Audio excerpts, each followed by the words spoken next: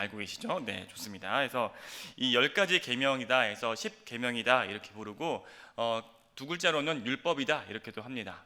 왜냐하면은 이 율법을 총 집합한 것이 바로 10계명이라고 할 수 있기 때문에 이렇게 부르기도 합니다. 이 하나님의 법이라는 말을 들을 때 저는 조금은 딱딱하다는 느낌을 받는데 여러분은 어떠십니까? 그러니까 하나님의 법이 이 세상의 공의로운 빛이라는 것을 제가 알고 있지만 아무리 그래도 법이라는 것이 좀 그렇지 않습니까? 이것이 맞는지 혹은 저것이 맞는지 무엇이 틀리는지 이거를 판단하기도 하고 또 이 법을 지켰느냐 안 지켰느냐 그렇지 않습니까? 이것에 따라서 좀 약간 하기 때문에 저한테 좀 딱딱한 느낌이 듭니다. 그리고 여러분 주변에 혹시 법 같은 사람 있습니까? 딱딱 떨어지는 사람 있습니까? 있습니까? 아무도 안 계십니까? 그러니까 법처럼 딱딱 떨어지는 사람이 있으면은 아무래도 조금은 편하진 않잖아요. 그래가지고 저는 법이라는 것이라고 딱 들을 때는 조금은 좀 이렇게 딱딱하다 이런 느낌을 받습니다. 그런데 여러분 그거 아십니까? 이 딱딱한 법이 생겨나기 이전에는 사실 굉장히 따뜻한 마음을 가지고 있습니다.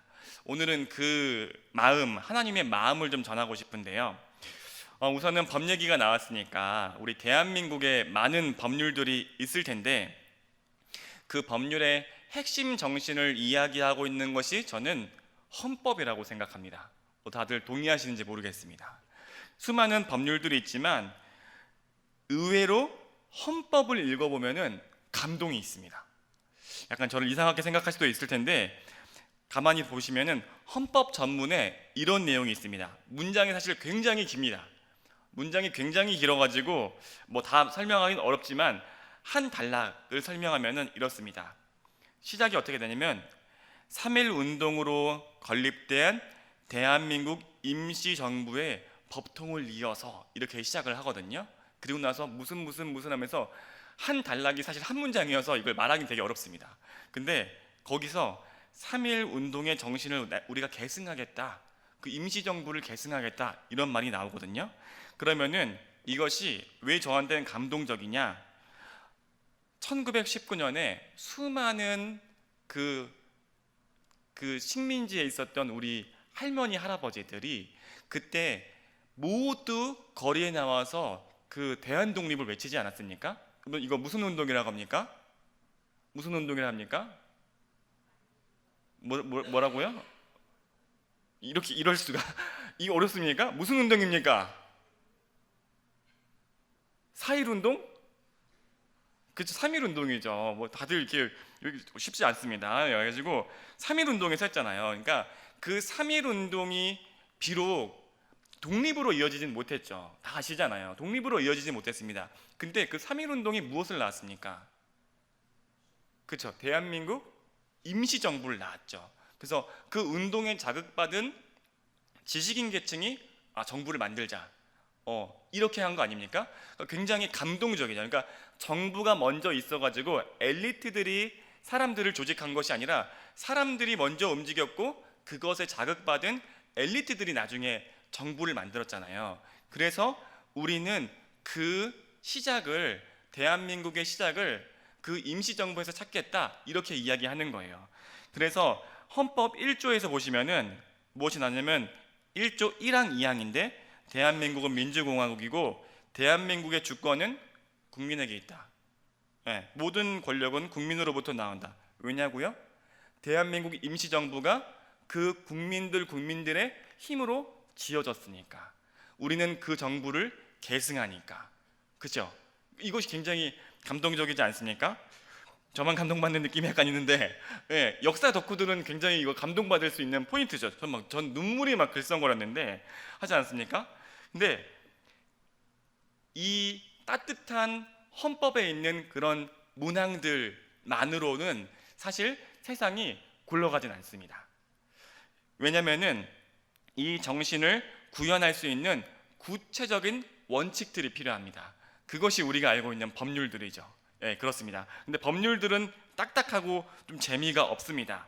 그래서 3.1 운동과 임시정부를 계승한다. 너무 감동적이고 너무나 은혜로운 말이지만 그래서 어쩌라고, 이게 약간 있습니다.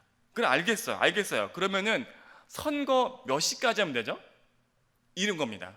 대한민국 주권은 그래 국민에게 나오니까 선거 몇 시까지 할까요? 여러분이 정부의 관계자라고 생각해 보십시오. 선거 몇 시까지 해야겠습니까? 여러분이 선관위 법을 만든다고 해봅시다. 몇 시까지 할까요? 6시? 6시, 7시? 하면은 누가 이렇게 손 드는 거죠. 저는 퇴근이 저녁 8시인데요. 이렇게 하는 거죠. 저는 그럼 주권을 행사할 수 없나요? 말이 되네.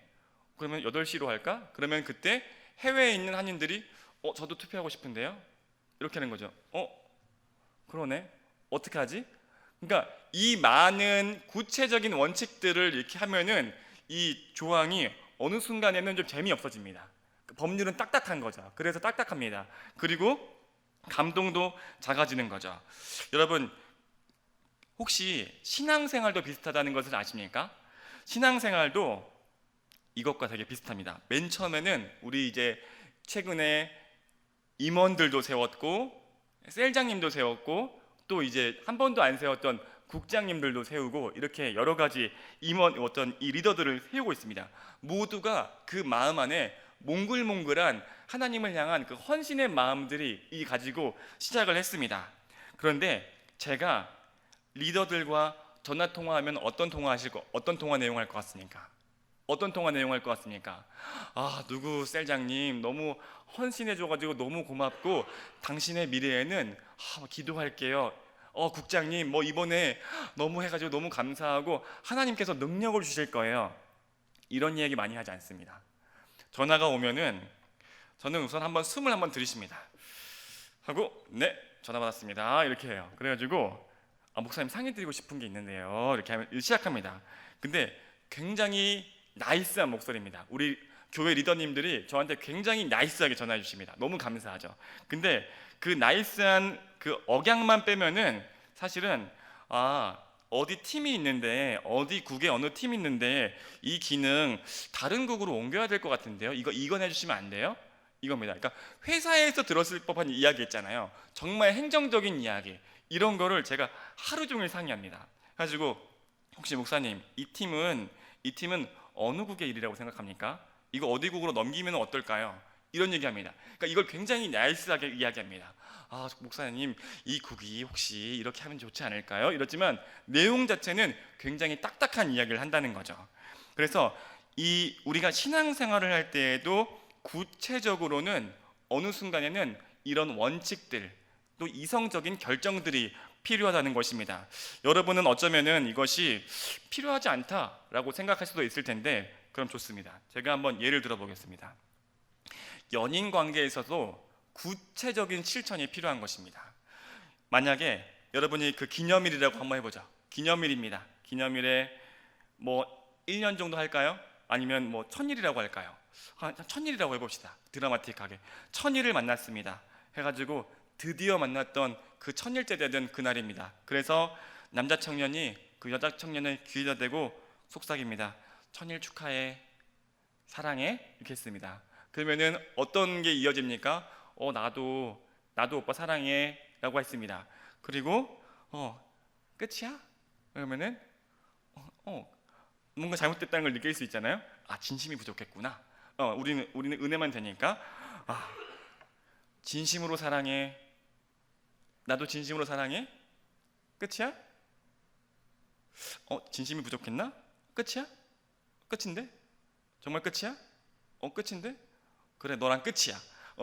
이렇게 되는 거 아닙니까? 구체적인 실천이 없을 때 그 마음은 진실했죠. 나 너 정말 사랑해. 근데 그 구체적인 사랑의 실천이 없을 때는 이것만으로는 살아갈 수 없다라는 걸 우리가 다 느낀다는 겁니다. 그러니까 헌법도 그렇고 구체적인 법령이 필요한 것처럼 우리의 신앙생활도 구체적인 실천이 필요하다는 것이죠. 여러분 교회에서 한 영혼을 사랑하다, 한 영혼을 사랑해라 너무 중요한 말이죠. 여기서 혹시 반대하는 사람이 있습니까? 한 영혼을 사랑해야 된다. 예수님의 마음으로 사랑해야 된다. 다 동의합니다. 그런데 제가 작년에 와서 이렇게 물어봤습니다. 리더님들, 이렇게 새로운 임원들 해가지고 물어봤어요. 한 영혼 사랑하는 거 너무 좋죠. 그래가지고 혹시 셀에서 누가 출석했는지 결석했는지 제가 어떻게 알 수 있죠? 이렇게 물어봤어요. 어떻게 알 수 있죠? 라고 물어봤어요. 그때 임원들이 약간 이렇게 눈빛이 약간 흔들리는 걸 제가 봤어요. 알 수 없는데요? 이랬어요. 그래서 알 수 없다고요? 저도 약간 당황했어요. 누가 왔는지 그러면 어떻게 알 수 있어요? 누가 알고 있죠? 아무도 모르는데요? 이러는 거예요. 그래가지고 리더들이 약간 민망했나 봐요. 그러면 내년부터는 종이 출석부를 사보자는 거예요.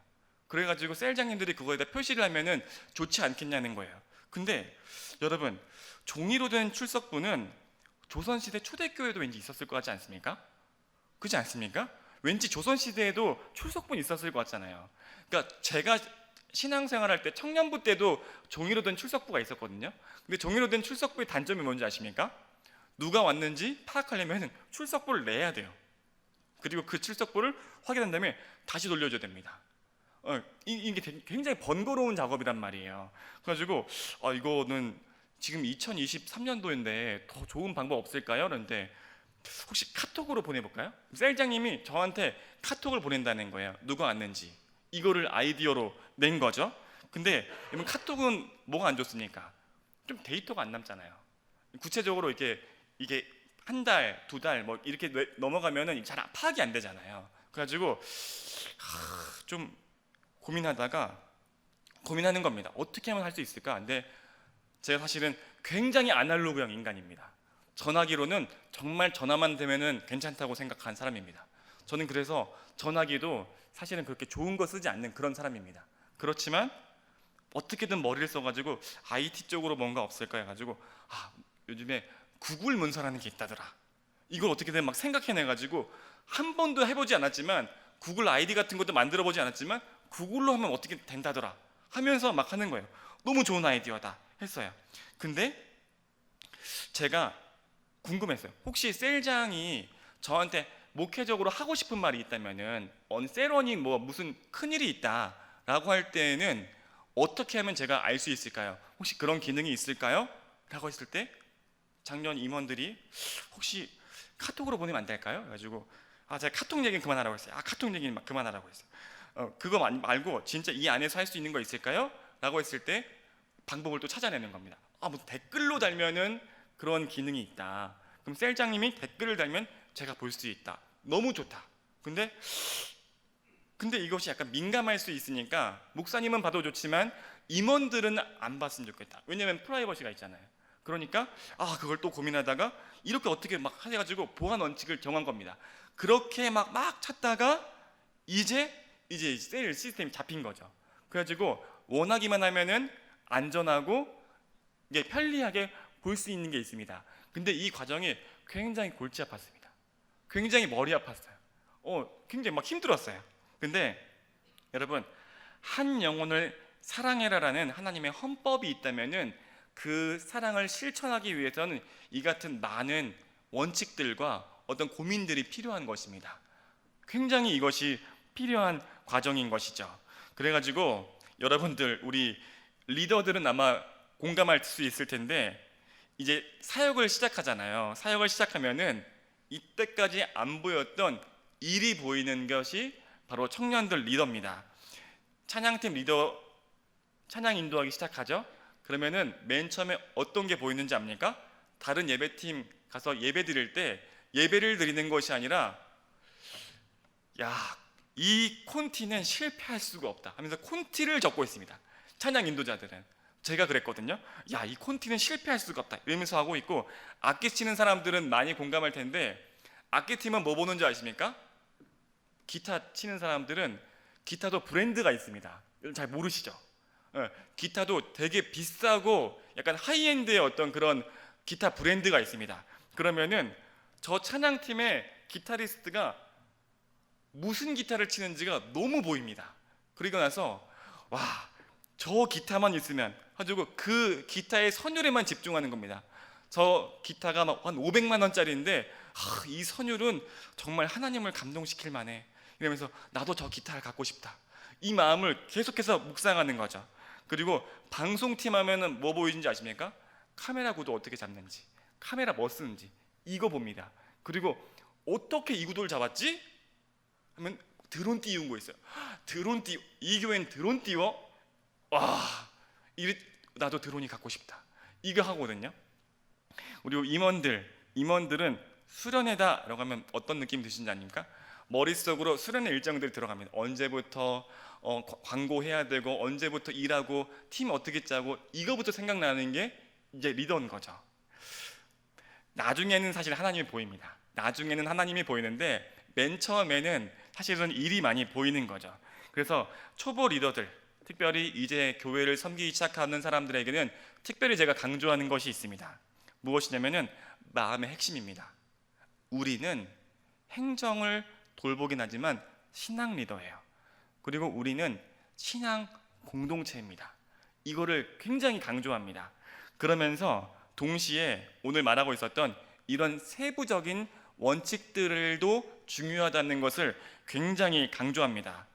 여러분 혹시 저번에 설교 때 들었던 그 일과영성에서 성막기술자 오홀리압 기억하십니까?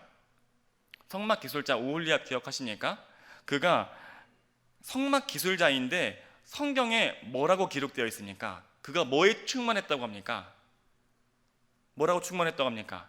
성령에 충만했다 이렇게 이야기합니다. 그러니까 그가 기술자거든요. 그냥 엔지니어인데, 그 당시로 치면 오늘날로 치면 엔지니어인데 그가 성령에 충만했다라는 기록이 있습니다. 그러니까 무엇이냐면은 하나님의 마음으로 일을 했고 그 직장 생활을 굉장히 잘했다라는 것입니다. 그래서 이 리더들에게 그런 것들 강조한 겁니다. 누구 형제 임원된 거 너무 축하해요. 누구 자매 이번에 국장 된 거 너무 축하합니다. 근데 이제부터는 기도만 잘하는 거라고 이제 성령 충만이라고 생각하시면 안 됩니다. 성령 충만은 이제부터 수련회에서 하나님 만나고 하나님 만났어 라고 성령의 충만함을 받았어 라고 하고 그냥 집에 돌아가? 이거는 성령 충만함 아니에요. 그거는 일반 청년들이 하는 거고, 이제 당신은 리더니까 성령에 충만했어요? 그럼 눈물 닦고 뒷정리까지 잘하는 겁니다. 이거 굉장히 강조하거든요. 뒷정리해야죠.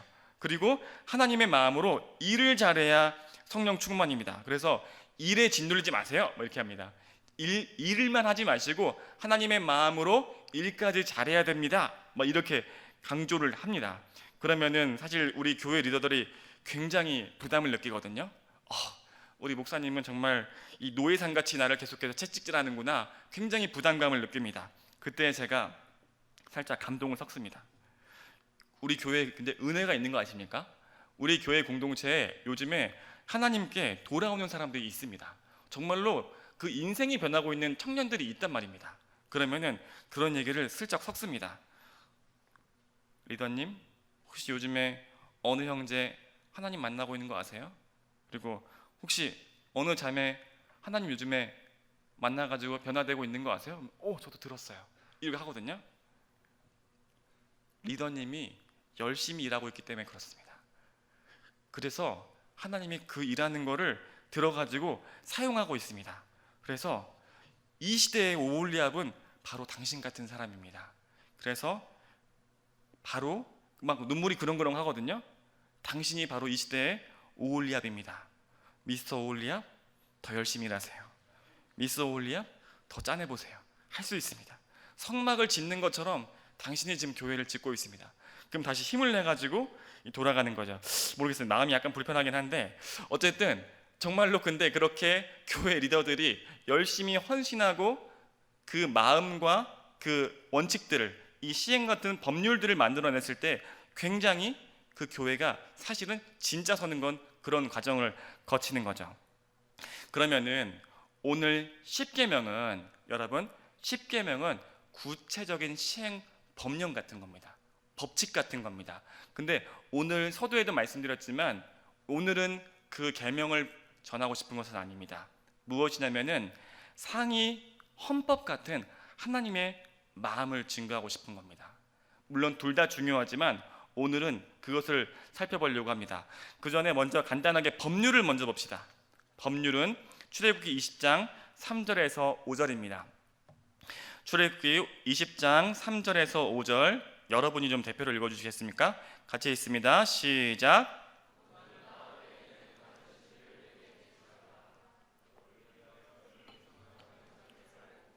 또 위로 하늘에 있는 것이나 아래로 땅에 있는 것이나 땅 아래 물속에 있는 것에 어떤 형상도 만들지 말며 그것들에게 절하지 말며 그것들을 섬기지 말라. 아멘. 여러분 굉장히 잘 알고 있는 말씀이죠.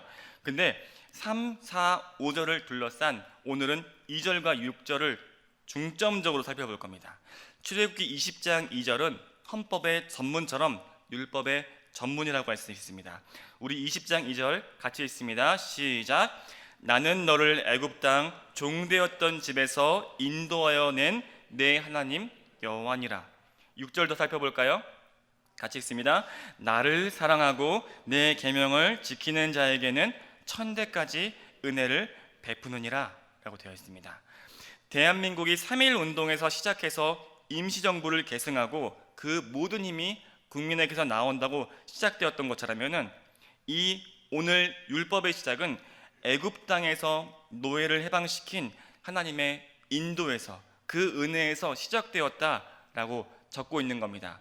여러분들이 1919년에 있었던 그 역사적 사건을 그냥 흥미없는 그냥 과거에 있었던 어떤 역사책의 한 줄로 기억할 수도 있겠지만 그 당시에 있는 이 한반도를 뒤엎었던 그 순수한 마음들 그리고 목숨까지 바쳤던 그 순교하는 마음들을 안다면은 헌법이 굉장히 감동 있는 것처럼 오늘 출애굽의 역사를 그냥 따분한 성경의 한 줄 기사로 읽는 것이 아니라 정말 그때의 기록이 사실이고 진실이었다고 한다면 이것이 얼마나 감동적인 은혜일지 여러분들이 그 당시의 회중의 마음을 생각해 보십시오.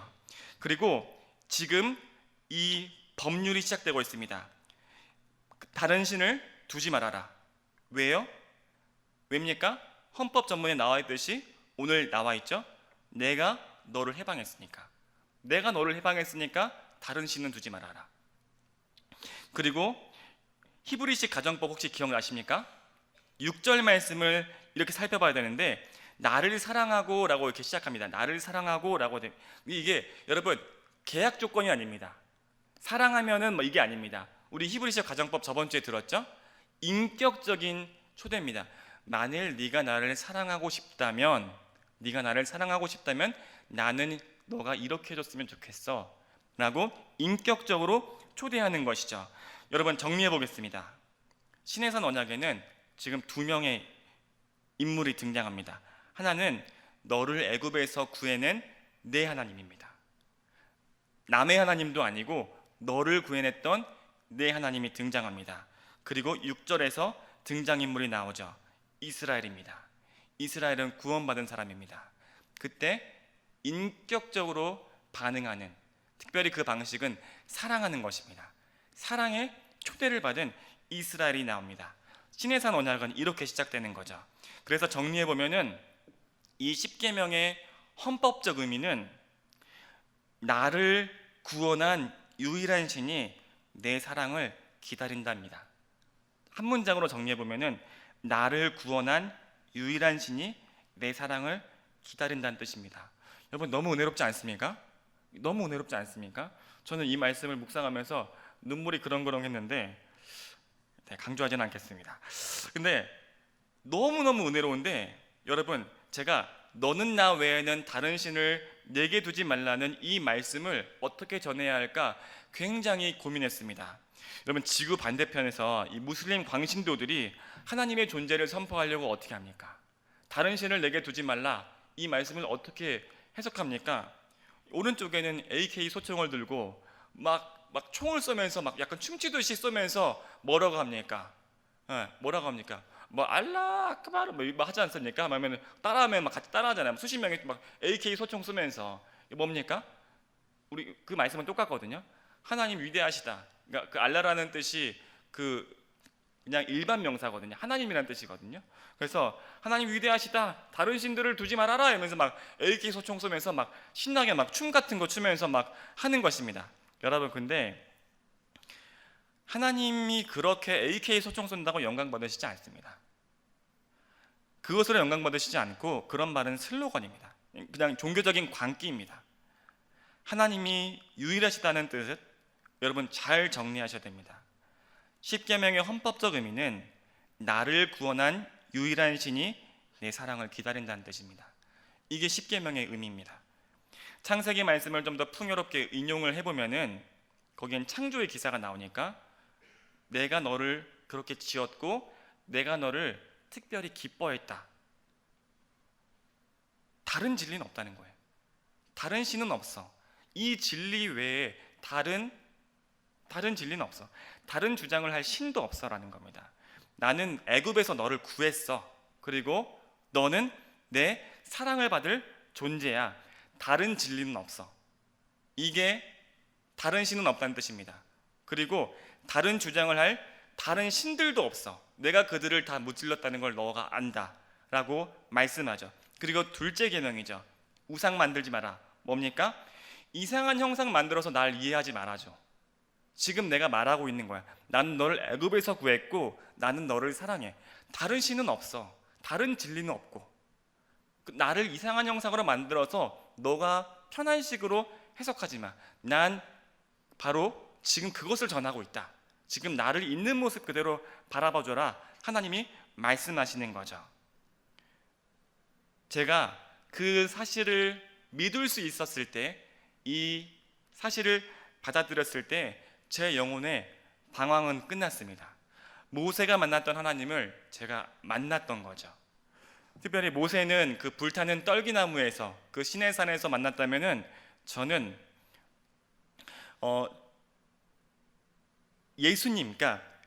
예수님을 가까이 봤거든요. 십자가에서 봤는데 사실 이게 죽음으로 꺼져야 되는데 하나님의 생명으로 불타고 있는 예수님을 만난 거죠. 부활의 그 생명으로 불타고 있는 걸 보면서 이게 무슨 크신 광경인가 이러면서 제가 예수님을 만났죠. 그리고 주님이 굉장히 권능이 있지만 제가 거부할 수 없었지만 인격적으로 말씀을 거는 것을 제가 들었습니다. 이제 그 신을 벗어라. 그리고 나를 하나님으로 인정해라. 그때 제 방황이 끝났습니다. 내 삶을 묻고 있던 아픔들, 고민들, 그리고 해결하지 못했던 많은 문제들이 하나님 안에서 해결되었습니다. 그래서 오늘 예배에서 그 인격적인 하나님이 여러분을 기다리고 있고 저를 통해서 그 사랑을 전하라고 지금 말씀하고 있는 것입니다. 여러분들이 세상에 일반인들은 하나님을 믿지 않으니까 참 말하기 어렵지만 여러분 오늘의 이 하나님의 인도하심을 일반인들에게 좀 소개할 수 있는 보편적인 걸로 좀 정리해 보면은 우리 영혼의 방황은 나를 사랑해주는 한 명을 만나면 끝난다는 겁니다. 우리는 그것이 하나님이라고 믿고 있는 거죠. 근데 이 메시지는 사실 동일해요. 나를 진정으로 사랑해주는 한 명을 만나면은 우리 인생은 구원받는다는 겁니다. 우리 인생의 지금 영혼의 여행의 목적지는 그곳인 것 같죠. 그래서 여러분들이 친구가 굉장히 방황하거나 고민하고 있으면 너를 사랑하는 한 명이 있어. 너는 그것으로 충분해. 너의 존재는 더 이상 다른 것으로 증명할 필요 없어. 돈, 명예, 그거 중요치 않은 거야. 너를 사랑해주는 한 명이 있으면 충분해. 이렇게 이야기해 줄 때 그 친구가 방황을 멈출 수 있습니다. 물론 그것을 일반인에게도 그것은 믿음이 필요하긴 합니다. 여러분 가운데 그런 믿음이 없다는 것도 사실 알고 있어요. 몇몇 청년들은 그런 믿음을 아직 가지고 있지 않다는 걸 알고 있습니다. 그렇지만 오늘 하나님 예배했으면 좋겠습니다. 그 하나님께서 지금 그 시내산에서 울려 퍼졌던 그 말씀을 여러분에게 전하라고 저를 보내신 것이죠. 여러분들에게 좀 한 가지 더 팁으로 이야기하고 싶은 것은 헌법만으로는 추상적이니까 그 구체적인 법률이 있다고 하지 않았습니까? 여러분들이 이 시내산에서 울려 퍼졌던 이 하나님의 음성을 구체적으로 삶에서 체험할 수 있는 그런 시행령 같은, 어쩌면 그런 구체적인 법률 같은 어떤 그런 경험들을 할 수 있어야 합니다. 제일 좋은 것은 배우자가 그런 사람이면 제일 좋습니다. 배우자가 시내산에서 하나님이 하셨던 말씀을 이게 나한테 해주는 거죠. 나는 너를 사랑하고 있고 지금 다른 사람은 없어. 난 너를 사랑해. 라는 걸 강하게 해주면은 그 영혼이 굉장히 안정됩니다. 네, 주님 감사합니다. 네, 그런데 저만 결혼했으니까. 네, 그래서 근데 이거 어렵지 않습니다. 그런 사람을 하나님께서 준비해 주셨고 우리가 하나님의 사람이 되어서 그런 사람을 알아볼 수 있는 그 눈만 있다면은 하나님께서 준비된다면은 만나게 해주실 것입니다. 마지막으로 이 얘기만 하고 마치겠습니다. 성경이 증거하는 또 한 가지 굉장히 중요한 진리가 있습니다. 이것은 여러분들이 조금 낯설 수 있는데 바로 6절에 있는 말씀 서두를 깊이 묵상할 수 있어야 됩니다. 그것은 무엇이냐면은 세상도 다른 사람들도 내 사랑을 필요로 한다는 것입니다. 심지어 하나님도 내 사랑을 필요로 하고 있고 지금 내 사랑을 기다리고 있습니다. 그것이 십계명입니다. 여러분 중에서 내 사랑을 다른 사람이 원치 않을 거야 라고 스스로 잘못된 생각 안에 갇혀있는 청년들도 있을 겁니다. 그런데 그렇지 않습니다. 왜냐면은 저도 여러분의 사랑을 기다리고 있습니다. 저도 여러분들이 저를 사랑해줬으면 좋겠습니다. 왜냐면은 여러분들이 저를 사랑해줘서 제 말에 귀를 기울이면은 제가 꼭 하고 싶은 것이 있습니다. 무엇이냐면은 여러분들이 제 말에 귀를 기울이면은 여러분들의 하나님께 복을 받고 잘 살게 해주고 싶습니다. 그게 진심입니다. 그래서 저는 여러분들이 저를 사랑해주기를 기다리고 있습니다. 그것이 시내산에서 하나님께서 이스라엘에게 하셨던 말씀이고 그리고 방황하던 제 영혼에게 찾아와서 건네주신 말씀이었고 지금 그 하나님이 저를 통해서 여러분들에게 그 말씀을 전달하라고 하고 있습니다. 사랑하는 우리 귀한 청년들, 여러분은 시내산에서 언약을 맺었던 이스라엘처럼 지금 초대되었습니다. 여러분은 오늘 예배를 하고 있습니까? 아니면은 그냥 앉아 있습니까? 오늘 주님께서 여러분에게 말씀하셨습니다. 우리가 함께 오늘 그 하나님의 은혜에 감사하고 찬양하고 우리가 함께 그 구원을 노래하며 나아갔으면 좋겠습니다. 우리가 서로 사랑할 때 하나님께서 우리와 함께 하시고 지금 이곳에 계실 것입니다. 여러분 믿으십니까? 우리 함께 찬양했으면 좋겠습니다.